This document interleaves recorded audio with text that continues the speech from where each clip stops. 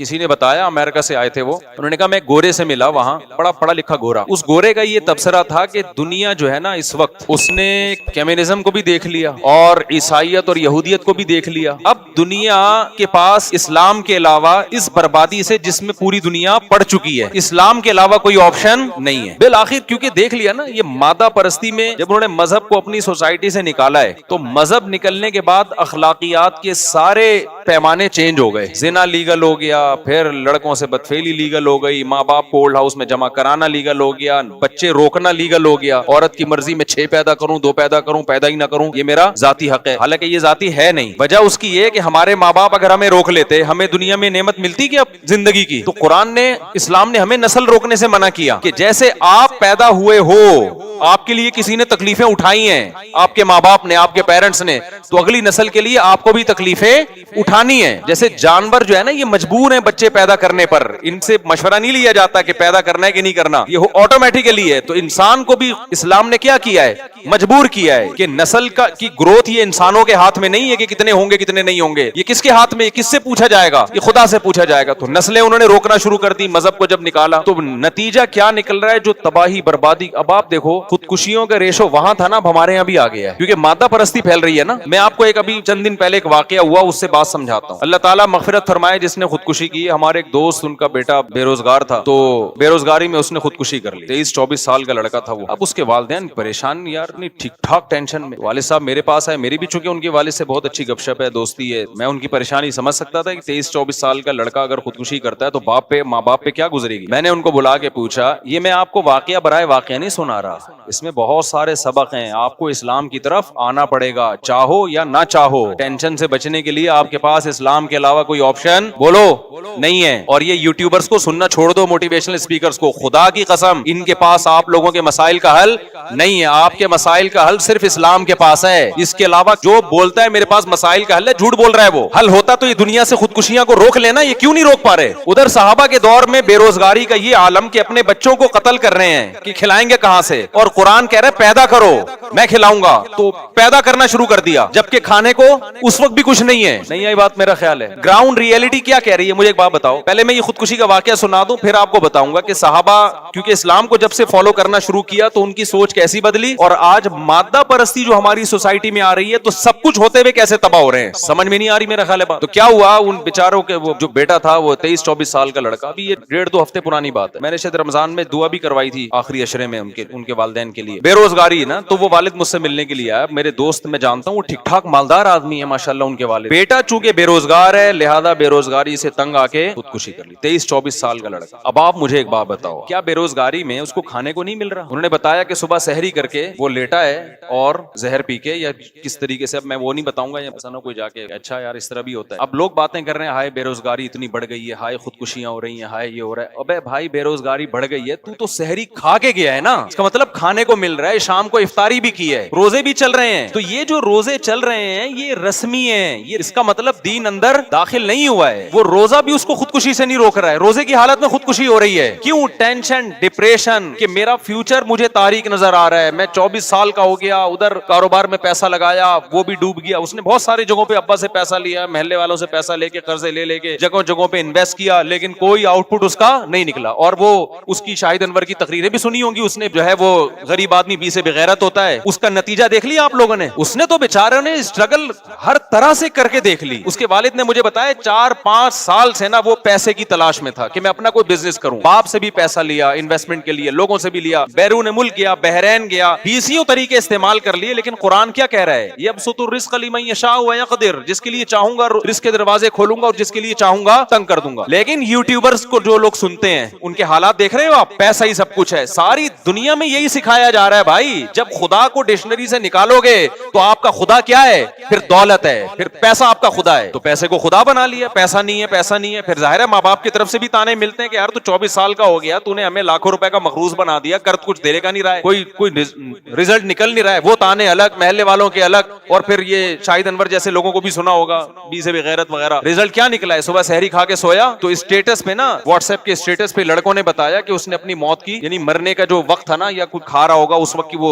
तस्वीरें लगाई हुई है उसने। तो जाके देखो तो वो बेचारों ने जाके जब खिड़की तोड़ के अंदर गए तो मरा हुआ पड़ा हुआ था वो। बाप का हाल क्या हुआ, मैंने तो उसके अब्बा को बुलाया, मैंने मैंने कहा बिल्कुल इसमें आपका कोई कसूर, क्योंकि माँ बाप ये समझ रहे होते हैं शायद हमारा कसूर है, हमने इसको ताने ज्यादा दे दिए थे। मैंने कहा भाई जितने भी ताने दिए हो, भाग जाता घर से, फोन कर देता जी मैं उस वक्त आऊंगा जब मुझे ताने नहीं मिलेंगे। कुछ भी 20 रास्ते हैं, इतनी सी टेंशन बर्दाश्त नहीं होती यार कि तुम खुदकुशी की तरफ जा रहे हो। खुदा थोड़ी छोड़ेगा। लोग तरस खा रहे हैं, हाय बेरोजगारी में मर गया। मैंने कहा तरस मत खाओ, तरस उस पे खाया जाता है जिस पे अल्लाह तरस खाए। जब अल्लाह तरस नहीं खा रहा तो हमें भी तरस खाने की जरूरत नहीं। अल्लाह कह रहे तूने दुनिया की इस मुर्दार की मोहब्बत को तूने दिल में घुसाया क्यों? महबूबा छिनती है तो टेंशन होती है ना, तो महबूबा छिनी है, पैसा नहीं है, इसकी टेंशन हो रही है। अल्लाह कह रही है ये तो मच्छर के पर के बराबर मेरी नजर में इसकी वैल्यू नहीं है। इस दुनिया की मुसाफिर खाना है। इन बंगलों की, इन गाड़ियों की, इन इज्जतों की, इन शोहरतों की अल्लाह की नजर में मच्छर के पर के बराबर भी वैल्यू नहीं है। नबी सल्लल्लाहु अलैहि वसल्लम ने कचरे के ढेर पे बकरी का मरा हुआ बच्चा पड़ा था। आपने सहाबा से फरमाया कौन है जो इतने दिरहम में इसको खरीदेगा? सहाबा ने कहा या रसूलल्लाह इसको तो कोई फ्री में भी नहीं लेगा, बदबूदार मुर्दार। आपने फरमाया अल्लाह की नजर में इस दुनिया की वैल्यू इससे भी कम है, जिसके पीछे जाने दे रहे हैं लोग। क्या ये नहीं पता था कि यार ये मुसाफिर खाना है और आपको खाना पीना तो मिल रहा है ना, शेल्टर तो मिला हुआ है घर में, बड़े आराम से जाके क्या हो जाती है, सारी जिंदगी के लिए माँ बाप को एक अजाब में डाल दिया।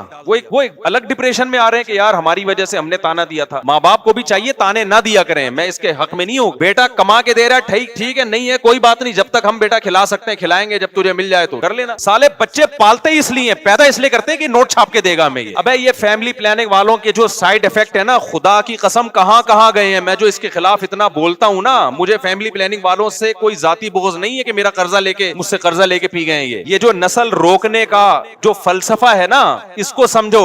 जब दो बच्चे ही अच्छे क्या नारा लगाया जाता है तो इसका मतलब पता है क्या होता है? दो अच्छा खाएंगे, उन पे इन्वेस्टमेंट कम होगी, लिहाजा इन्वेस्टमेंट कम है, आउटपुट क्या है? ज्यादा है। तो जब बच्चे ज्यादा हो गए, उनके तो ज्यादा बच्चे भी नहीं है बेचारों के, जब बच्चे ज्यादा हो गए या ये कि वो कमा के नहीं दे रहा, तो माँ बाप का तो बच्चों पैदा करने से जो मकसद था वो क्या हो गया? फौत। तो वो बच्चा अजाब बन जाता है उनके लिए। मैंने अपने बहनोई का वाकया सुनाया ना, ये जो राफेवा से दो बच्चे आते हैं यहाँ पे, फेल हो गया इम्तिहान में, एक मैट्रिक में फेल हो गया, पता नहीं इंटर में फेल हो गया, ये नंबर कम आ गए। अब जब बच्चे के नंबर कम आते हैं ना, वो अब्बा अम्मा को बताते हुए डर रहा होता है, क्योंकि दो कमबख्तों ने पैदा किए थे ये सोच के कि इनको पढ़ा लिखा के क्या करेंगे, हम अजीम इंसान बनाएंगे। दो का रिस्क लिया उन्होंने, उस पर भी खुश नहीं होते, रिस्क क्या ट्राई करके देखते हैं। अंग्रेज तो अब ये ट्राई भी नहीं कर रहा। समझते हो? नहीं आ रही समझ में तो बता दो यार, मैं छोड़ देता हूँ ये बातें। मैं तो वो बातें करूंगा ना जो मेरी खोपड़ी में आ रही है। तो मैं ये जो फैमिली प्लानिंग के खिलाफ इतना बोलता हूँ मेरे भाई, ये सिर्फ नस्ल बढ़ाने का मसला नहीं है, इसके पीछे एक सोच है। आपको कंजूस बनाया जा रहा है, आपको दुनिया परस बनाया जा रहा है, आपको कहा दो हो लेकिन तरबियत याफ्ता। और तरबियत याफ्ता का मतलब अच्छे अखलाक नहीं, तरबियत याफ्ता का मतलब सिटी स्कूल और बीकन हाउस में पढ़ेगा और 18वां 20-22 ग्रेड का ऑफिसर बनेगा, फिर नोट छापेगा। जो नोट छापेगा तो ये तरबियत याफ्ता। और जो टमाटर का ठेला लगाएगा वो गरीब है, वो बेगैरत भी है और वो नाकाम इंसान है। जबकि हम जो आपको सोच दे रहे हैं, ओ भाई रक्षा चलाए, टमाटर बेचे या कुछ भी ना करे, फाकों में टाइम। हमारे नबी ने 40-40 दिन फाके किए हैं भाई, सबसे कामयाब इंसान थे। ये कामयाबी और नाकामी का मैयार ही नहीं है कि तुम्हारी तोंद भरी हुई है कि तुम्हारी तोंद खाली है। इस्लाम में खाना तो कोई फजीलत है ही नहीं। कभी देखा मुझे बताओ इस्लाम ने कहा कि 2 पराठे खाना इस्लाम में सुन्नत है, उसके साथ 3 अंडे भी खाया करो। ये तो हमारी अपनी ख्वाहिशात हैं। रोजा है इस्लाम में, भूखा रहो। अल्लाह ने साल में 1 दफा भूखा रहने का हुक्म दे दिया, 1 महीना पूरा। कोई एक साल में 1 महीना ऐसा भी आना चाहिए था कि उसमें खाने की तरगीब। इस्लामी इबादतों में ना सिर्फ 3 दिन ऐसे हैं जिसमें खाने की तरगीब है, और वो भी अल्लाह की मर्जी का खाओगे, अपनी मर्जी का नहीं। वो है बकरीद, अय्याम अकलिन व शुर्बिन। हदीस में आता है खाने पीने के अय्याम है, लेकिन उसमें भी आपको पराठे फोड़ने का नहीं है या आप लड्डू खाना शुरू कर दें, उसमें भी गोश्त खाने का हुक्म है, जिससे आपका फैट नहीं बढ़ता, मोटे नहीं होते आप। तो ये जो सोच है ना, ये फैमिली प्लानिंग वालों ने दी है, ये बड़ी डेंजरस सोच है कि आप अल्लाह पे तवक्कुल करना छोड़ दो और नस्ल रोकना शुरू कर दो, इसलिए कि हमने अपने बच्चों को सिटी स्कूल और बीकन हाउस में पढ़ाना है। और फिर पढ़ा के क्या करना है? अगर किसी को पता चल जाए मेरा बच्चा बीकन हाउस में पढ़ेगा और टमाटर बेचेगा, तो खुदा की कसम वो नहीं पढ़ाएगा उसको। उसका मकसद एजुकेशन नहीं है, उसका मकसद उसको कमाऊ पूत बनाना है, कमाने वाला बनाना है। इस सोच से जब बच्चे पैदा करोगे मेरे भाई, तो खुदकुशियां भी होंगी। बच्चा नहीं करेगा तो बाप करेगा खुदकुशी। कमबख्त 2 मैंने पैदा किए थे इस सोच से कि बहुत ऊंचे निकलेंगे, ये निकले क्या? तो मैं अपने भांजे का वाकया सुना रहा था, इम्तिहान में फेल हो गया बच्चा। आज बच्चा इम्तिहान में फेल हो, बाप को बताते हुए डरता है कि मेरा बनेगा क्या, डर रहा होता है कि मेरा बनेगा। तो वो उसने आगे बताया अब्बा को, चूंकि अब्बा का हजरत मुफ्ती रशीद अहमद साहब से ताल्लुक रहा है, घर में दीन का माहौल है, तो अब्बा को आगे बताया कि भाई फेल हो गया। उसने कहा कोई बात नहीं यार, आखिरत के इम्तिहान में फेल नहीं होना चाहिए, दुनिया में फेल पास क्या होता है, चलता है, कोई टेंशन नहीं, जितनी होनी चाहिए उतनी भी नहीं। खुशी जिंदगी गुजर रही है यार, बच्चे भी खेल कूद के बड़े हो गए और फिर उसी फेल होने वाले की शादी भी कर दी। ये तुम्हारे लिबरल लोगों में दम है? ये तो दौलत के पीछे भूखे हो गए हैं भाई, ये उसी में शादी कर दी कि बहू मेरे खर्चे पे, वो फेल होने वाले की। तो तुम्हारा साला 6-6, 8-8, 10-10 लाख रुपए कमा रहा है, फिर भी शादी नहीं करते कि इस बेगैरत की आमदन में कहीं बहू शरीक ना हो जाए, वो बहू खा जाएगी हमारे हिस्से का। मुझे गुस्सा आ रहा है, मैं तो सारा देखता रहता हूँ ना लोगों को। तो तुम मेरे भाई इस्लाम को सही तरह से कबूल कर लो, वो वाला नहीं कि ज़ाहिरी रसूमात बस इस्लाम की हो, अंदर ना दाखिल हो। अंदर जब तक इस्लाम नहीं जाएगा ना तो उस वक्त तक आपको सुकून नहीं मिलेगा, डिप्रेशन में मरोगे। जापान में सबसे ज्यादा खुदकुशियां होती हैं, वो अपने आप से खुदकुशियां नहीं अपने आप को खुदकुशियां से नहीं रोक सके, अपने आप को डिप्रेशन से नहीं रोक सके, तो तुम्हें ये डिप्रेशन से कैसे रोकेंगे? नहीं आ रही मेरा वाला बात समझ में? इससे तो वो गवर्नमेंट का पढ़ा हुआ बच्चा अच्छा है जो खिड़कियों से भाग भाग के पढ़ा होता है। वो गवर्नमेंट स्कूलों के बच्चों को देखो, उनमें आपको डिप्रेशन भी कम नजर आएगी। जाते हैं तो बाज दफा तो स्कूल ही नहीं होता। गवर्नमेंट के स्कूलों का हाल बता रहा हूँ, बच्चा गया स्कूल ही नहीं है ना, नक्शे पे स्कूल है, हकीकत में अब तक स्कूल बना ही नहीं। बाद दफा स्कूल बना होता है, दरवाजे नहीं होते, उसको पता ही नहीं होता किधर से दाखिल होना है। मैंने गवर्नमेंट स्कूलों का तो यही हाल है, खिड़कियां टूटी हुई हैं, दरवाजे टूटे हुए हैं, टीचर आ रहा है नहीं आ रहा, बच्चे को अपना मुस्तकबिल तारीक नजर आ रहा है, मगर वो नोट छापने की मशीन बन जाता है फ्यूचर में। और डिप्रेशन तो होती ही नहीं उसको, क्योंकि उसको तो कोई है ही नहीं। आप लोगों ने प्लानिंग बनाई हुई है, मैंने इतनी दौलत कमानी है, मैंने इतना पैसा कमाना है, मैंने इतनी इज्जत चाहनी है, मेरा ये हदफ है, मैंने यहां तक पहुंचना है, स्ट्रगल और मेहनत। उसके बाद जब रिजल्ट जिन लोगों का जो पूरे हो जाते हैं ना उसमें, वो तो हमें नजर आ रहे होते हैं, फिर मोटिवेशनल स्पीकर्स उनको ला रहे होते हैं, देखिए स्ट्रगल का नतीजा देखिए। ये असल में सब गोरा कहता है कि मेहनत करो मेहनत, इन्होंने मेहनत की आज कहां तक पहुंचे हुए। अबे तू उन 100 आदमियों को भी लेकर आ, उस खुदकुशी करने वाले नौजवान की तरह जिन्होंने दिन रात मेहनत की और ईमानदारी से मेहनत की, मगर रिजल्ट क्या निकला? 0। उनको भी तो लेकर आओ ना। फिर मैं पूछता हूं, वो मार्केट से क्या होते हैं? शॉर्ट होते हैं। गोरों में भी शॉर्ट, वो गोरे भी नहीं लाते उन लोगों को। ये जो गोरों में खंभों से लटक के मर रहे हैं जापान में और स्वीडन में, सारे वही हैं। स्ट्रगल थी, रिजल्ट क्या था? 0।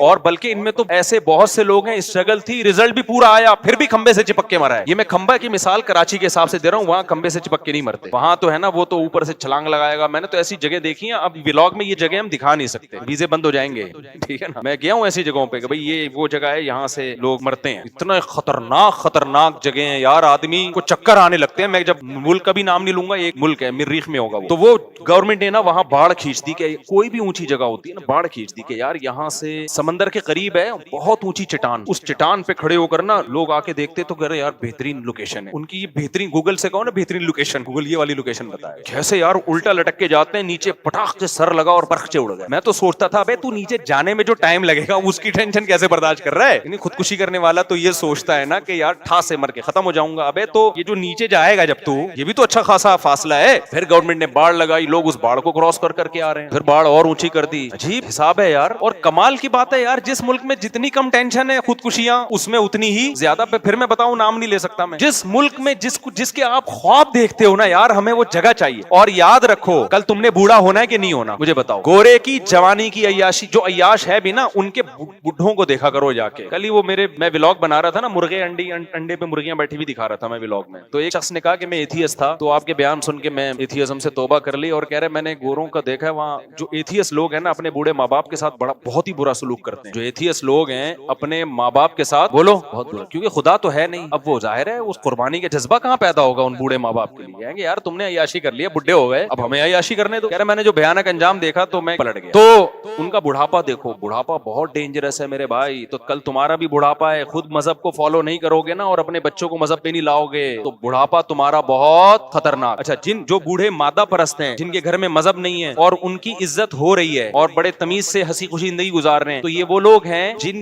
जिन्होंने औलाद को बाप बना के जिंदगी गुजारना शुरू कर, उनकी फिर इज्जत होती है। समझ में आ रही है बात? नहीं आ रही मेरा ख्याल। हमारे अब्बा की तरह होते हैं ना, जो अपने आप को, मेरे वाले साहब अपने आप को अब्बा समझते थे और हमें क्या समझते थे? औलाद। इसी वजह से जब कोई देखते थे उल्टा सीधा काम हो रहा है, अब्बा हमें रबड़ के पाइप से, वो ये जो पाइप होता है ना, ये वाला पाइप नहीं, जो पानी वाला पाइप होता है, इसके टुकड़े पहले सरेआम मिलते थे। इसके टुकड़े जो थे ना, सस्ते रेट में भी मिल जाते थे और मुफ्त में भी मिल जाते। तो हमारे अब्बा को कहीं बाहर गली में नजर आ जाता तो एहतियातन घर में उठा के ले आते थे अब्बा हमारे, कि किसी बच्चे ने अगर कोई उल्टी सीधी हरकत की, समझाने, ऐसे हमारे अब्बा सख्त मिजाज नहीं थे कि मारपीट करते हैं, लेकिन बवक्ते जरूरत ये बताने के लिए कि अब्बा कौन है, मैं हूं। तो वो उन्होंने एक रखा हुआ था, वो उठा के कभी कभार तबीयत से हमें पेल दिया करते थे। ऐसे अब्बा का एहतराम घर में हो आज की नस्ल में, फिर मैं मानूंगा कि ये अब्बा क्या है, अब्बा है। आज जो अब्बाओं का एहतराम हो रहा है ना, अब्बा ने अपने आप को बेटा समझना शुरू कर दिया है और बेटे को क्या बना लिया है, बाप। यानी घर में ऑर्डर फिर बेटे का चल रहा होता है, अब्बा की वैल्यू क्या हो गई, खत्म। वो बेटे के सामने ना हर वक्त ऐसे बैठा होता है झुक के। बेटा जो है ना, अब्बा जो है ना, बेटे के सामने कैसे बैठा होता है, तमीज। अब चूंकि वो अब्बा ही नहीं रहा तो अब जाहिर है फिर तो रिस्पेक्ट ही होगी, जैसे दोस्तों की होती है, बच्चों की होती है। तो वो, क्योंकि मेरे सामने केस आते हैं जो बेटा ज्यादा चीख रहा होता है और बाप अपनी आवाज को धीमी रखता है कि मैंने ऊंची आवाज से बोला ना तो मेरे बेटे को आ जाएगा गुस्सा। मैं वहीं समझ जाता हूँ इस घर में बाप बाद में पैदा हुआ है, बेटा पहले पैदा हो गया। सिस्टम क्या हो गया है? डार्विन के नजरिया तरक्की करते करते ना इतनी हो गई है कि अब्बा पहले, और ये हदीस से भी साबित है, अंतलिदल अमतु रब्बतहा, आप सल्लल्लाहु अलैहि वसल्लम ने फरमाया कुर्बे क़यामत की अलामत ये है कि बांदी अपने आका को जनेगी। क्या मतलब? बाप अपने बेटे को जनेगा, माँ बाप जो है अपने बाप को जनेगा, और माँ अपनी माँ को जनेगी। बेटियां माओं पे हुकूमत करेंगी, बेटे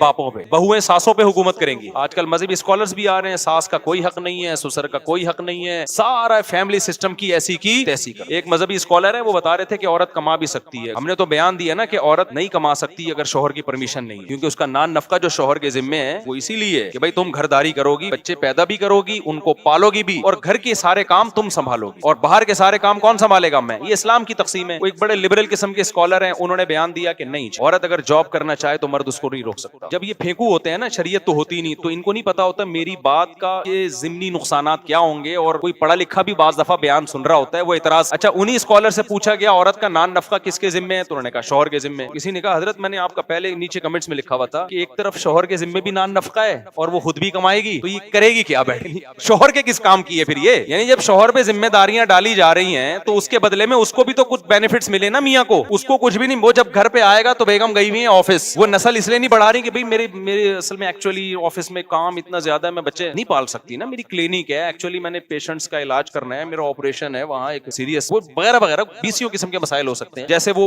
एक स्कॉलर ने फतवा दे दिया कि जी आप जो है ना कोरोना के दिनों में इमामत कर सकते हैं, आप वीडियो कॉल के जरिए भी इमामत। एक बड़े मजहबी उलमा तो कह रहे थे ना कि इत्तिहाद मजलिस जरूरी है, एक ही मकान हो जहां इमाम और मुक्तदी हो। उन्होंने कहा नहीं जी, साइंसी तरक्की का दौर है, आप इमामत करें और वीडियो ऑन कर दें तो लोग घरों में जो है ना उस वीडियो को देख के क्या करेंगे, इमामत करें। तो उन्होंने फेंक दी लंबी। लोग कह रहे हैं ये हैं पढ़े लिखे मौलवी, और ये जो तकियानूस किस्म के मौलवी, खिलाफत उस्मानिया को बर्बाद करने वाले भी ये तकियानूस मौलवी और वगैरह वगैरह ना, ये साइंस और टेक्नोलॉजी के साथ नहीं चल सकते, ये बस चाहते हैं अपनी दुकानें। ऐसे लोगों के कमेंट्स। किसी पढ़े लिखे ने उस पर क्लिप बनाया, उसने कहा यार एक आदमी इस्लामाबाद में है इमाम, वो वहां नियत मानता है इमामत की, और लाइव वीडियो चल रही है, कराची वाले भी देख रहे हैं, वो यहाँ नियत बांध लेते हैं। किबला कराची से जो है ना 1000 किलोमीटर करीब है और इस्लामाबाद से 1000 किलोमीटर तकरीबन दूर है, तो इमाम पीछे नहीं है बल्कि 1000 किलोमीटर पीछे मुक्तदियों से खड़ा हुआ है। ये कौन सी इमामत की किस्म है यार कि इमाम जो है ना पीछे और आधे मुक्तदी? ये तो वही हो गया बेटा किसको जन रहा है, अपने बाप को पैदा कर रहा है। तो उसके बाद से फिर उनका नया क्लिप नहीं आया। मेरा ख्याल है उन तक वो पहुंच गया, उन्होंने सोचा होगा यार मैंने इस दफा बहुत इतनी कर दी है कि ये अफोर्ड करना मेरे लिए बहुत मुश्किल। तो मैं जल्दी से वो वाकया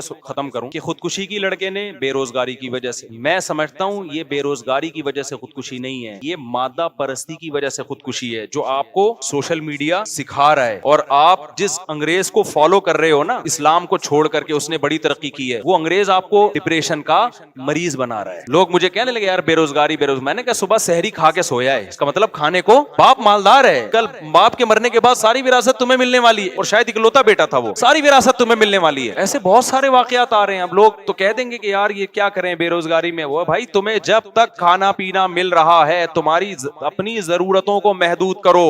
ये दुनिया मुसाफिर खाना है, मेरी और आपकी जरूरत 2 वक्त की रोटी है। नबी सल्लल्लाहु अलैहि वसल्लम ने फरमाया 2 वक्त की रोटी किसी को मिल जाए और सर छुपाने के लिए जगह मिल जाए और जिस्म किसी बड़ी बीमारी से महफूज हो, तो ऐसे है जैसे अल्लाह ने पूरी दुनिया की दौलत समेट कर दे दी। बस अब अगर आप टेंशन लोगे तो इसका मतलब आप जहनी तौर पर बीमार हो, हकीकत में आपको परेशानी नहीं है। अब आप इस चीज की टेंशन ले रहे हो। और जो लोग कहते हैं ना ताने मिल रहे हैं माँ बाप की तरफ से, तो निकल जाओ घर से। अच्छा, उनके अब्बा को मैंने क्या मशवरा दिया वो भी मैं बता दूं। अब बेटे की टेंशन तो बेटा तो गया खुदकुशी की, अब्बा आए कह रहे हैं मुझे एक तो बेटे की मौत की टेंशन, अब रिश्तेदार मुझे ताने दे रहे हैं कि तुमने चूंकि इसको बेरोजगारी का ताना दिया था ना। अच्छा, अब्बा बेरोजगारी का ताना नहीं दे रहे थे, अब्बा ये दे रहे थे एक ताना कि यार लाखों रुपए लेके मुझे मकरूज बना दिया तुमने। अब्बा मना कर रहे थे कर्जा ना लो किसी से, जितना अल्लाह ने दिया है उसी में कारोबार की कोशिश करो, कर्जे ना चढ़ाओ। ये बात बिल्कुल ठीक थी ना अब्बा की। क्या हो गया भाई, अब्बा दीनदार आदमी है, अब्बा परहेजगार आदमी, अब्बा को ये टेंशन नहीं है कि बेटा कमा के नहीं खिला रहा। वो अब्बा का चलता फिरता कारोबार है, वो तो माशाल्लाह दाढ़ी है, नमाजी है, वो तो उसको टेंशन नहीं है। दीनदारों को थोड़ी टेंशन होती है बेटा कमा रहा है कि नहीं कमा रहा। कमा रहा है ठीक है, नहीं कमा रहा तो बेटा जब तक हमारे खर्चे पे खा रहा है खाता रहे। हाँ, अब्बा हमारे अब्बा की तरह हैंटर से कुटते रहेंगे, थोड़े दिनों के बाद एहतियातन क्या होगा, कुटता रहेगा आदमी जैसे हम कुटते थे। हमें तो अब्बा अब्बा से जब पिटे हैं तो कभी ख्याल नहीं आया कि अब्बा ने हमें मारा क्यों, थोड़ी देर टेंशन हुई, उसके बाद नॉर्मल लाइफ कि भाई अब्बा है यार, अब्बा के एहसानात क्या है, घर हमें अब्बा की वजह से मिला, भाई नाम हमें अब्बा की वजह से मिला,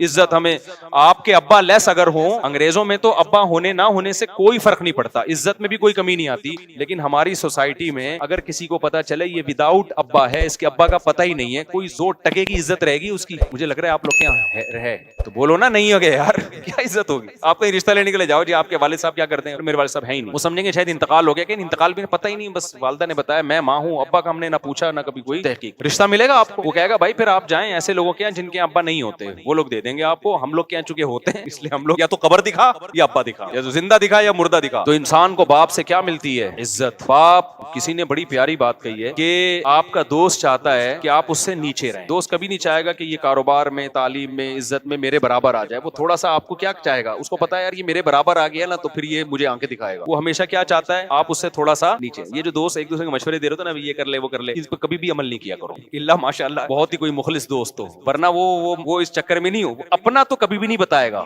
पूरे राज अपने नहीं बताएगा, मैंने क्या किया, कहां से माल उठाता हूँ, किधर बेचता हूँ, उसको पता है यार ये तो बिल्कुल मेरे जैसा कारोबारी बन जाएगा, थोड़ा सा कुछ मख्फी रख के शेयर कर रहा होता है चीजें, इल्ला माशाअल्लाह सारे एक जैसे नहीं होते, कुछ मुखलिस लोग भी होते हैं, लेकिन शॉर्ट है मार्केट बहुत थोड़े हैं। तो दोस्त ये चाहता है कि आप तरक्की करो मगर आपसे नीचे नीचे, दोस्ती का तकाजा है कि तरक्की तो वो चाहता है लेकिन इतनी नहीं कि वो आपके बराबर आ जाए। भाई का रिश्ता ये होता है, भाई चाहता है कि आप तरक्की करो, आपके बराबर आ जाओ, लेकिन वो भी ये बहुत कम भाई ऐसे होते हैं जो ये चाहें कि ये मुझसे आगे निकले, क्योंकि वहां फिर जेलसी का अंसर पैदा होना शुरू हो जाता है, यार ये तो हमारा ही बाप बन गया है, तो वो भी चाहेगा तरक्की करो मगर कहां तक, बोलने पे गवर्नमेंट ने पाबंदी लगाई है आपके बराबर आ जाए वो, लेकिन बाप पता है क्या चाहता है, बाप की हमेशा ये ख्वाहिश होती है कि मेरी जो औलाद है वो मुझसे आगे निकले, ऐसा प्यारा अल्लाह ने रिश्ता बनाया है। तो वो अगर कभी हैंडर से पकड़ के कूट दे तो यार मार खाओ, इसमें ये तो फजीलत की चीज है, आना शुरू कर दें घर जाके अपनी औलादों को बिला वजह। मैं तो औलादों को मशवरा दे रहा हूँ, बापों को मशवरा नहीं दे रहा कि आप बाप होना साबित करने के लिए कूटा करें, मैं औलादों को कह रहा हूँ अगर अब्बा थोड़े सख्त मिजाज है तो अल्लाह के लिए क्या कर लो, बोलो ना, बर्दाश्त कर लो। तो अब मसला क्या है, आजकल बर्दाश्तें क्या हो गई हैं, खत्म, बच्चा पैदा किया पैसा कमा के देगा। अच्छा मैं उनके अब्बा का वाकया मुकम्मल कर दूं, उनके अब्बा जब टेंशन में आए ना कि यार कह रहे अब मेरे लिए एक टेंशन खड़ी हो गई है, हर खानदान में शख्स मुझे ताने दे रहा है कि तुमने बेरोजगारी के ताने दिए थे बच्चे को, तुमने जो है वो,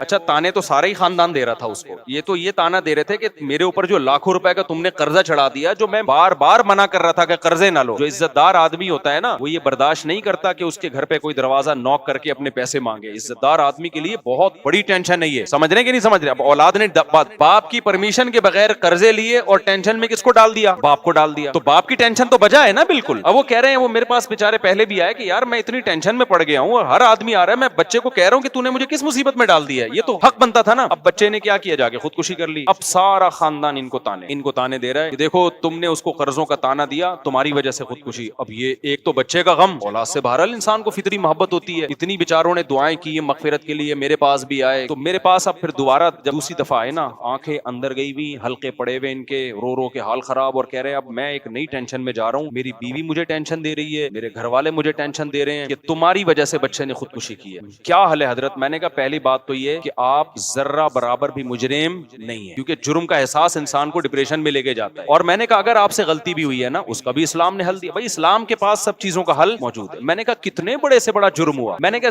ज्यादा यूं हम कहेंगे कि ये कत्ल आपके खाते में डाल दें, हम यही कहेंगे ना कि आपने मारा है। मैंने कहा इसका भी इस्लाम ने हल क्या बताया, 2 रकत पढ़ के अल्लाह से क्या करो। सही बुखारी की हदीस है, एक शख्स ने 99 इंसानों को कत्ल किया था। कितने? ऐसा नहीं कि उनको टेंशन दी, बेरोजगारी का ताना दिया, फिर वो खंबे से जाके चिपके, खुद ठा करके मारा उनको। यार तुम लोग को बात समझ में नहीं आती। देखो कत्ल 2 तरह के होते हैं, एक है आप कत्ल का जरिया बने हैं, एक है कत्ल किया है आपने। फिर जरिए की भी 2 किस्में हैं, एक है मजबूत जरिया बने हैं, एक है बहुत कमजोर जरिया बने हैं। इसको फिका की इस्लाह में कहते हैं फ़िअल फ़ाइल मुख्तार। फ़िअल फ़ाइल मुख्तार क्या मतलब? एक बंदा है, आपने उसकी कनपटी पे गोली रख के ठा करके मार दिया, वो मर गया। इस कत्ल पे क्या है, शरीयत क्या कहती है, आपको भी ठा करके मारा जाएगा, क्योंकि खुद से आपने ये अमल किया है। आई बात समझ में? एक है आपने किसी को तरगीब दी कि तू फला बंदे को मार दे, जाके बहुत सवाब मिलेगा तुझे, तरगीब दी, मैं तुझे इतने पैसे दूंगा, वो गया उसने ठा करके बंदा मार दिया, तो वो लटकेगा, आप क़िसासन कत्ल नहीं किए जाओगे। क्यों? इसलिए कि आपने जो तरगीब दी है ना, आपने उसको मजबूर थोड़ी किया है कातिल को। कातिल ने बिल्कुल अपने इख्तियार से मकतूल को कत्ल किया है, उसमें आपकी कोई जबरदस्ती नहीं, सिर्फ मोटिवेशन थी आपकी। तो मोटिवेशन भी जुर्म है, कत्ल नफ्स का गुनाह तो आपको मिलेगा, लेकिन दुनिया में इस्लामी कानून में ये उससे कम दर्जे का जुर्म है कि एक आदमी डायरेक्ट जाके कत्ल कर रहा है और एक दूसरे को कत्ल करने की तरगीब। तो दुनियावी अहकाम में ये कम दर्जे का जुर्म है, पूरी दुनिया में इस पे आपको लटकाया नहीं जाएगा। जाएगा कि जी तरगीब इसने दी थी। हाँ, क़यामत के दिन तो आपको भी कत्ल का गुनाह मिलेगा। क़यामत के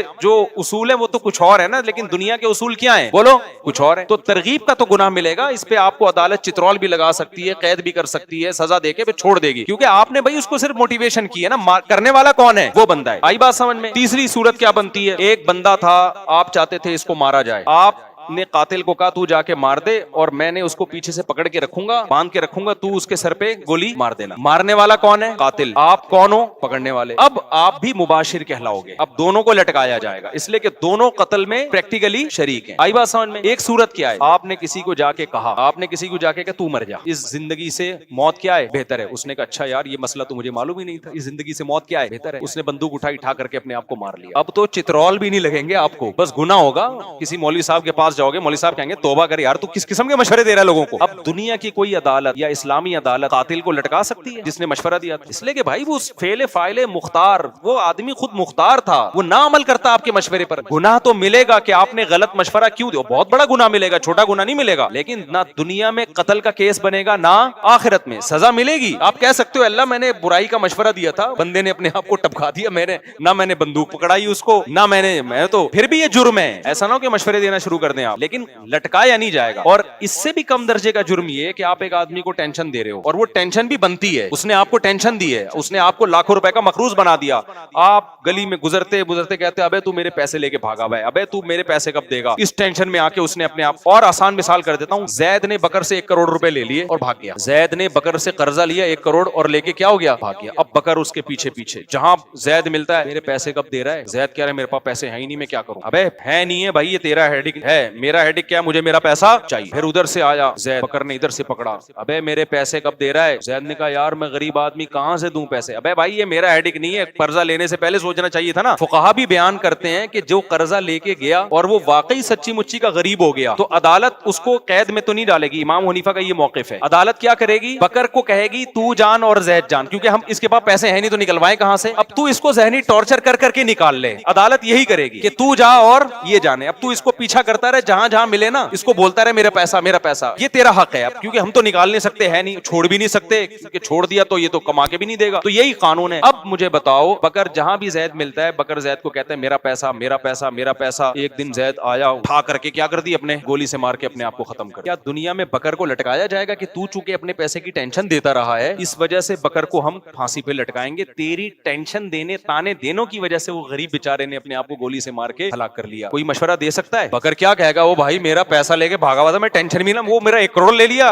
मैं उसको टेंशन भी ना दूं। ये कौन सा मजहब है भाई? हम कहेंगे देख तेरे टेंशन की वजह से उसने अपने आप को गोली मारी है, इसलिए हम तुझे भी चित्रौल मारेंगे। गोली नहीं मारेंगे तो कम से कम डंडों से कूटेंगे हम तुझे। तो बताओ ये पागलपने की बातें होंगी कि नहीं होंगी? हम उसको कहेंगे भाईजान इसने पैसे जब लिए थे इसको सोचना चाहिए था कि मैं जब दे नहीं सकता, ये पैसा डूब सकता है तो मैं कहां से दूंगा। तो अब उसने अगर अपने आप को गोली मारी है तो ये उसका अपना अमल है, इस गोली में इसका कोई इख्तियार नहीं है, लिहाजा ये गुनहगार नहीं। तो मैंने उनके अब्बा को ये बात समझाई, मैंने कहा ना आपने अपने बेटे के कनपटी पे रख के गोली मारी, सही है ना आपने अगर अपने बेटे को ताने दिए तो किसी नाजायज बात पे ताना नहीं दिया कि बिला वजह उसको ताना दे रहे हो कि तू 4 शादियां क्यों करके बैठ गया, अपने खर्चे पे तूने 4 शादियां की, लिहाजा इतने ताने दिए कि आज एक इत्तला आई कि एक आदमी ने 2 शादियां की, आज ही की मैसेज आया और इतने लोगों ने ताने दिए, उसने अपने आप को खुदकुशी करके हलाक कर दिया। यहाँ तो ताना देने वाले गलत थे ना, खुदकुशी करने वाला तो जाए जहन्नम, अल्लाह बचाए उसको, हम तो नहीं बदुआ करते, लेकिन रिपोर्ट तो यही है कि जहन्नम में जाता है। दुनिया में भी जहन्नम 2 बीवियां और आखिरत में भी क्या है, आखिरत भी जहन्नम। यार ये तो काबिल तरस आदमी मालूम होता है। तो लेकिन ऐसे मौके पे ताने देने वालों ने गलत किया ना,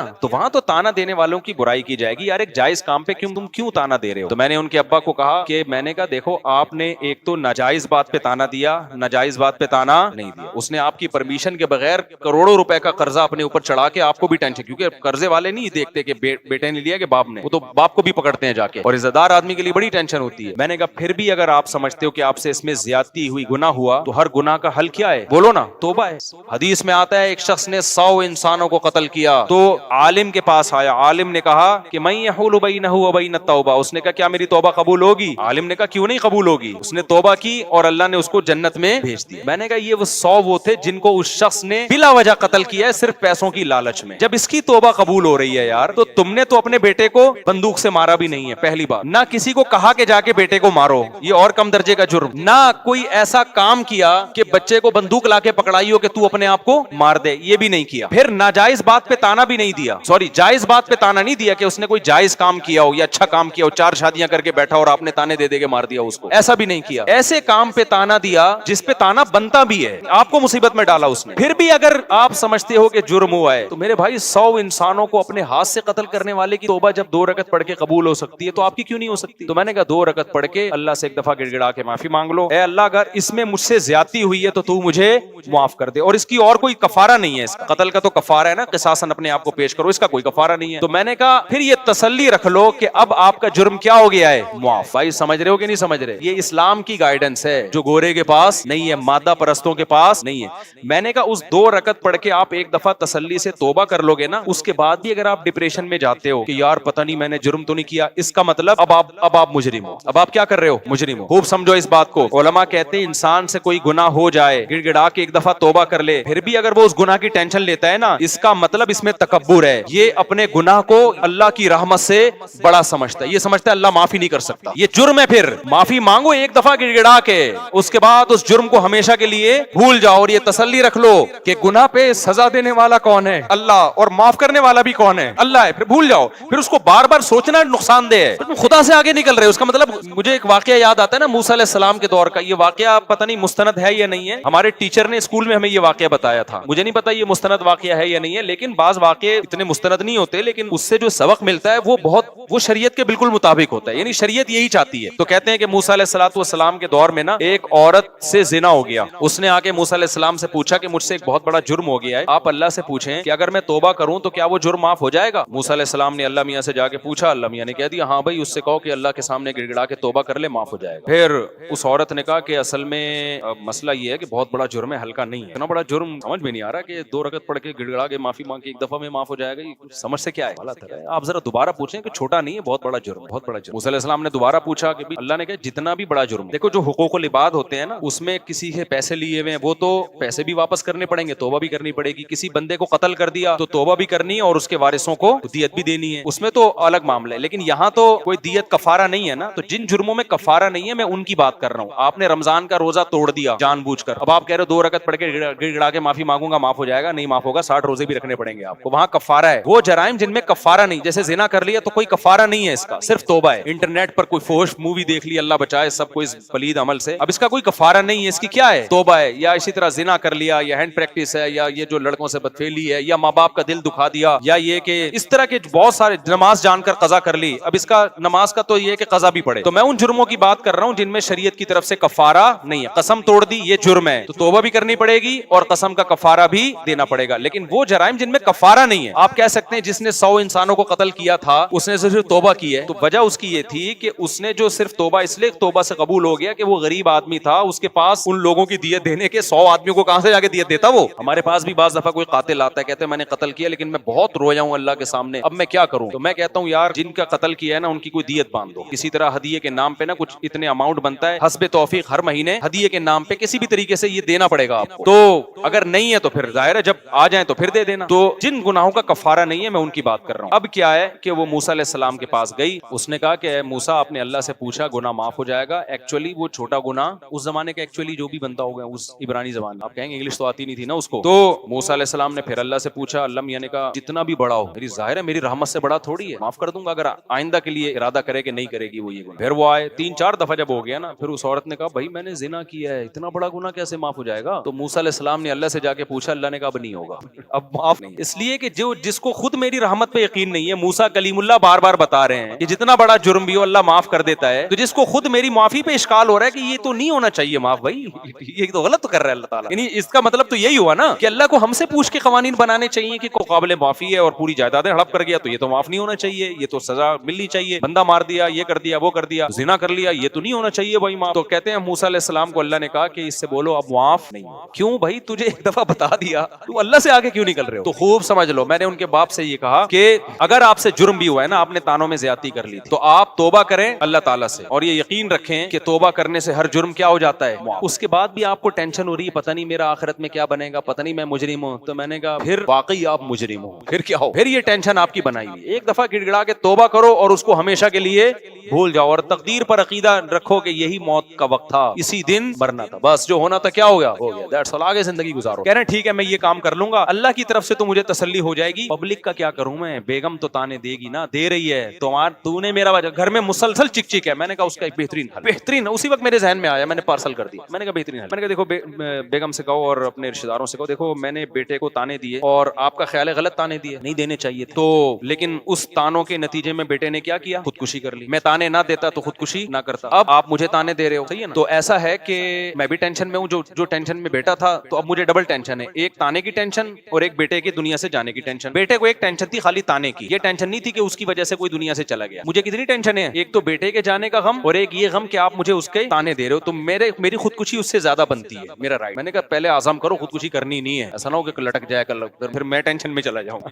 कि यार मेरी वजह से गया। मैंने कहा ये तो सवाल ही पैदा नहीं होता, खुदकुशी तो है ही नहीं। लेकिन उनको बताने के लिए कि जब दो ताने, उसको एक किस्म का ताना मिला, टेंशन हुई तो उसने खुदकुशी की, अब एक टेंशन मुझे बेटे के जाने की और एक आपके कि तेरी वजह से गया है। तो ऐसा है कि टेंशन की वजह से बंदा खुदकुशी करता है ना, तो टेंशन की वजह से फिर मेरा भी हक बनता है। तो ऐसा है कि कल सुबह मैं जा रहा हूं और घर वाले पूछेंगे वापस कब आएंगे, तो बोले अब मैं अखबार में आ, हो सकता है अब मैं किस में आऊं, अखबार में आऊं। कराची में ऐसा होता है, बंदा सुबह जाता है बाइक पे, आता किस में, अखबार में। अखबार में आता है कि एक साहब सुबह 8 बजे घर से निकले थे और अब फला जगह अल्लाह बचाए उनकी लाश मिली। तो मैंने कहा उनको आप कह दो कि जो तुम्हारे ख्याल में मैंने बेटे के साथ किया वो तुम मेरे साथ कर रहे हो, तो फिर मेरा भी हक बनता है कि मैं भी किसी खंबे से जाके चिपक जाऊं। मैंने कहा ये कहो और सुबह घर से निकल जाओ। मैंने कहा बेटे के जाने से तो मुआशी लिहाज से कोई नुकसान नहीं हुआ, बल्कि बेचारा वो तो कमा ही नहीं रहा था, आपके जाने से पूरे घर की क्या हो जाएगी, ऐसी की तैसी, वो कमाने वाला ही। घर वाले कितना जुल्म करते हैं यार, एक आदमी के टुकड़ों पे तुम पलते हो, वो गैस बिजली का बिल वो दे रहा है, घर बना के उसने दिया, उसको सुकून तो दो ना तुम। वो 4 दिन के लिए तुम्हें घर से छोड़ के चला जाए, तुम रोड पे आ जाओगे, तुम सारे खुदकुशियां करोगे। अगर गलती हुई भी है उससे तो उसके एहसानात उन गलतियों से ज्यादा हैं। घर के सरबराहों के साथ आजकल सुलूक कैसा हो रहा है मार्केट में। मैंने कहा मेरे भाई उसकी खुदकुशी तो ये चंद दिन में भूल के अफोर्ड कर लेंगे,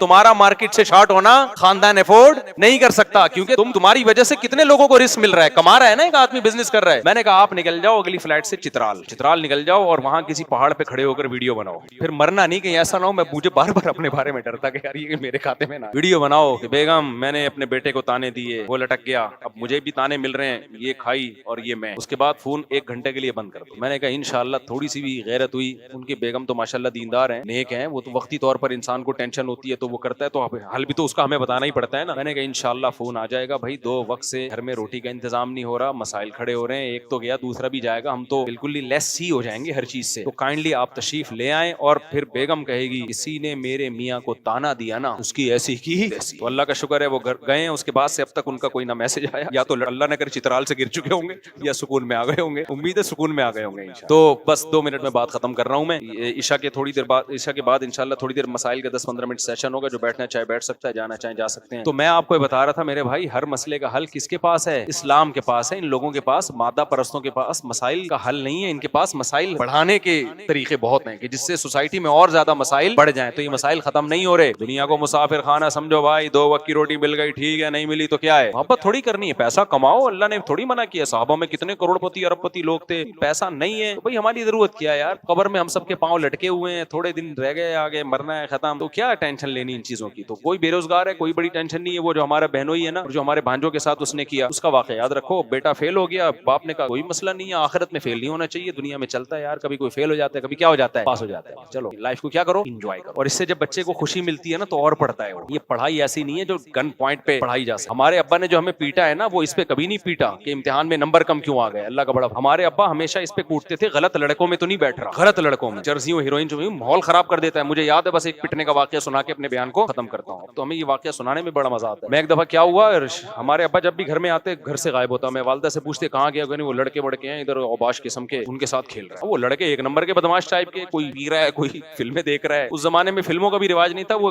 गंदी गंदी एल्बम लड़के ना झाड़ियों में बैठ के देखा करते थे, कोई लड़की की तस्वीर मिल गई। अब जनाब लड़कों का तो ग्रुप हर एक को अच्छा लगता है, हम भी घूमने फिरने निकल जाते थे, टायर लेके ना, वो रॉड लगा के वो चला रहे हैं, कभी क्या कर रहे हैं, मारम पीटी खेल रहे पत्थर से। कितनी खतरनाक खेल है यार, पत्थरों से मार रहे हैं, ये मारम पीटी हो रहा है। तो नतीजा क्या निकला। निकला, अब्बा एक दिन आए 2 दिन आए, भाई ये क्या? वालदा ने कहा भाई ये मेरा तो रोब नहीं है, नहीं समझ रहा। एक दिन क्या हुआ, अब्बा जरा जल्दी आ गए, तो मैं खेल के आ रहा था, मेरे कपड़े पूरे काले हो गए थे गर्दो गुबार से। मिट्टी में इतना खेले हम, कीचड़, जब बारिश होती थी तो कीचड़ के थपेड़े उठा उठा के मारते थे एक दूसरे को। मैं जब आया तो अब्बा बैठे हुए, अब्बा ने पूछा बेटा कहाँ से तशरीफ ला रहे हैं? मैं समझ गया आज अच्छी रिपोर्ट। तो अब्बा के पास पाइप था, वो जो मैंने बताया ना सस्ते रेट पे मिल जाया करता था उस जमाने में, फ्री में भी मिलता था, वो पाइप रखा हुआ था। अब्बा ने पकड़ के अल्हम्दुलिल्लाह तबीयत से हमें सगीरा कबीरा अलानिया सारे गुनाह हमारे उस दिन क्या हो गए, माफ। उसके बाद से एक रोब बैठ गया, यार अब इन लौंडे लफड़ों में नहीं बैठना, तमीज से अपने कजनों में बहन भाइयों में खेलना शुरू कर दिया। हम गली मोहल्ले में भी खेलते थे तो देख के कि यार कोई खानदानी बंदा हो, अब्बा नोट करते हैं। तो ये इन चीजों पे तो समझ में आता है यार, टेंशन लेना भी कि बच्चा चर्सियों में बैठ रहा है, भाई बच्चे के नंबर कम आ रहे हैं, कुछ नहीं होता यार, अल्लाह ने सबको साइंसदान बनने के लिए पैदा नहीं किया। बच्चा कमा नहीं पा रहा, कोई मसला नहीं है यार, सारे कमाए को, गरीब भी तो दुनिया में होंगे ना, वरना मालदार गालियां किसको देगा? अगर सारे गरीब दुनिया से खत्म हो जाएं तो मालदार को तकब्बुर का भी तो अल्लाह जहन्नम में डालेगा ना। सारे गरीब खत्म हो जाएं तो मालदार किस पे तकब्बुर करेगा? और फिर अल्लाह मालदारों को कहां ताना क़यामत में उनको आग में डालेगा कि तुमने गरीबों को नीचा क्यों समझा? गरीब भी होलसेल के हिसाब से रहेंगे। तो हो सकता है अल्लाह ने आपके 4 बच्चों को गुर्बत के लिए सिलेक्ट कर लिया हो, ठीक है? तो अब देखो वो बस मैं 2 मिनट में बात समेटता हूँ ताकि वो लिंक हो जाए ना। एक तरफ ये है कि बच्चे को सहरी भी मिल रही है, इफ्तारी भी मिल रही है, बाप भी मालदार है सिर्फ इसलिए कि बेरोजगार है, खुदकुशी कर रहा है। दूसरी तरफ सहाबा किराम इतनी गुर्बत कि बच्चा पैदा हो रहा है, कत्ल कर रहे हैं कि इसको खिलाएंगे कहां से, हमारे पास खाने को रोटी नहीं है, इसको कहां से खिलाएं? यानी बेटा खुदकुशी नहीं कर रहा, बाप अपने हाथों से बेटे को मार रहा है। इतनी डिप्रेशन थी उन लोगों को। पैगंबर ने क्या बताया? दुनिया मुसाफिर खाना है, यहाँ दौलत और गुर्बत ये इतनी अहम चीज नहीं है जितनी तुमने बना ली। दुनिया की वैल्यू अल्लाह की नजर में इस मुर्दा बकरी की से भी कम है। और रिस्क देने वाला कौन है? अल्लाह। जिसको चाहेगा 12 बच्चों में भी दे देगा, जिसको चाहेगा तो एक इकलौता बच्चा भी होगा वही वबाले जान बन जाएगा, जिसको चाहेगा औलाद ना होके भी माँ बाप को गरीब कर देगा। तो ये टेंशन तुम्हारी नहीं है, तुमने तो मेहनत करनी है, इसकी वजह से तुम्हें नस्ल नहीं रोकनी। तज़व्वजुल वदूद अल वलूद, अब्दुल्ला बिन मसूद को नबी ने खिताब करके फरमाया कि अब्दुल्ला बिन मसूद नहीं, एक और साहबी थे, वो गरीब साहबी थे, कि ऐसी औरत से निकाह करो जो औलाद भी कसरत से दे और तुमसे मोहब्बत भी करे। मोहब्बत होगी तो औलाद देगी वो तुम्हें, वरना देगी नहीं। तो वही गरीब सहाबा जिनके पास खाने को रोटी नहीं है, निकाह भी कसरत से कर रहे हैं, नस्ल भी बढ़ा रहे हैं। हजरत अबू हुरैरा के 19 बच्चे थे, हालांकि मिस्कीन तरीन सहाबा में अबू हुरैरा का शुमार होता है, लेकिन वो डिप्रेशन क्या हो गई, पहले एक बच्चे को मार रहे हैं और अब क्या 19 बच्चे भी हो रहे हैं, तो टेंशन नहीं ले रहे। और अल्लाह ने भी रिस्क के दरवाजे क्या किए हैं? खोले हैं। तो आप इस्लाम की मोटिवेशन और आज जो मादा परस्तों की मोटिवेशन में फर्क देख रहे हो कि नहीं देख रहे? नहीं यही बात समझ में मेरे भाई। तो तवक्कुल पैदा करो अल्लाह ताला पे, कमाओ, मेहनत करो, अपाहज ना बनाओ अपने आप को कि गुर्बत के फजाइल सुन के पोस्ती बन के घर में लेट जाओ। मेहनत करो, स्ट्रगल करो, ना इस वजह से नस्ल रोको, ना अपने बच्चों को कमाओ पूत बनाने की उम्मीद से पैदा करो कि इनसे पैसा कमाना है। बच्चे पैदा हो रहे हैं आखिरत के लिए, बस किसके लिए पैदा हो रहे हैं? आखिरत। अल्लाह के नबी का हुक्म है नस्ल बढ़ानी है, फिर उनकी तरबियत की भी कोशिश करो। और तरबियत का मतलब पैसा कमाने वाला बनाना नहीं है, तरबियत का मतलब एक अच्छा इंसान, चोरियां चुकारियां ना करे, झूठ ना बोले, ये ट्रेनिंग करो। और ये ज्यादा में आसान होती है, कम में मुश्किल होती है, क्योंकि बच्चा कम जब होते हैं तो बाहर जाके दोस्तियां लगाएगा और अपने बहन भाई एक दूसरे को, उनमें एक दूसरे को खराब करने का उनसर कम होता है। तो अल्लाह पे एतमाद और तवक्कुल प्रैक्टिकली, सिर्फ नजरियाती हद तक नहीं कि मैं अल्लाह पे एतमाद करता हूँ। भाई तो एतमाद करता है तो फिर खुदकुशी की तरफ क्यों जा रहा है तू? नस्ल क्यों रोक रहा है तू? ऐसा एतमाद अल्लाह को नहीं चाहिए जिसका आप प्रैक्टिकल लाइफ में कोई सबूत ही ना दिखा रहे हो आप अल्लाह को। आपके बेरोजगार हो और आप खुदकुशी की तरफ जा रहे हो, और आपको मैं अल्लाह पे तवक्कुल करता है तो खुदकुशी क्यों कर रहा है भाई तू? मैं समझा पा रहा हूँ या नहीं समझ में आ रही बात? तवक्कुल करता है तो खुदकुशी किस बात की कर रहा है तू यार? ये तो झूठ बोल रहा है तू तवक्कुल करके। तो इसलिए अल्लाह पे तवक्कुल का मतलब सच्ची मुच्ची का तवक्कुल। मादा परस आदमी अल्लाह को देखता ही नहीं है, उसने अल्लाह को अपनी डिक्शनरी से निकाला हुआ है।